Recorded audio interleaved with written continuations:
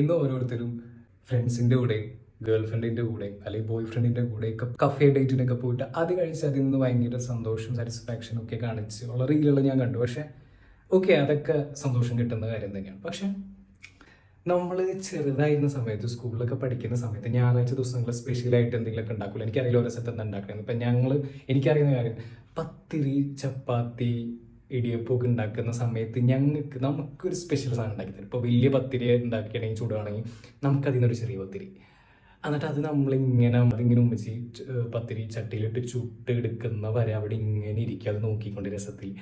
അപ്പം അതിട്ട് അതവിടെ ഇരുന്ന് കഴിക്കുമ്പോൾ ഒരു സന്തോഷമുണ്ട്.